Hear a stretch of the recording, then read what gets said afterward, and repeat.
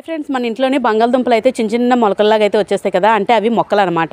మేము వాటిని అయితే తీసుకొచ్చి ఇలా మట్టిలో అయితే వేసాము. వేసిన తర్వాత చూసారు కదా, ఇలాంటి చిన్న చిన్న దుంపలు అయితే తయారైపోయాయి. మొక్క వేసినప్పుడు చక్కగా మొక్క అయితే ఎదిగింది. అది వాడిపోయిన తర్వాత కిందని ఇలాగా చిన్న చిన్న దుంపలు అయితే సెపరేట్ అయిపోయి అది ఎదగడం అయితే స్టార్ట్ అయ్యాయి. ఇలా దుంపలు పెట్టి 2 నెలలు అయితే అయ్యింది, కానీ ఇది ఎదగడం అయితే కనిపించట్లేదు. నెమ్మదిగా గ్రో అవుతుంది. కానీ రైతులు పడే కష్టానికి హ్యాట్స్ ఆఫ్ చెప్పాలి. ఏదైనా పెట్టాము అని అంటే ఫాస్ట్గా దానికి గ్రోత్ అనేది కావాలని అనుకుంటాము, కానీ రైతులు మాత్రం ఓపికగా ఉండి పంటనైతే మన చేతికి వచ్చేలాగైతే చూస్తారు, మనం తినేలాగైతే చూస్తారు. అయితే మట్టి లోపలైతే అలాగా చిన్న చిన్నవి ఎదుగుతూ ఉంటాయి. చూసారు కదా, ఫైనల్గా ఇవి అయితే వచ్చాయి, కానీ ఇవి వాడుకోవడానికి ఉపయోగపడదు. మేము వేసిన మొక్క అయితే అదేనండి, అది వాడిపోయి చిన్న చిన్న ఏర్లతో అయితే ఉంది కదా.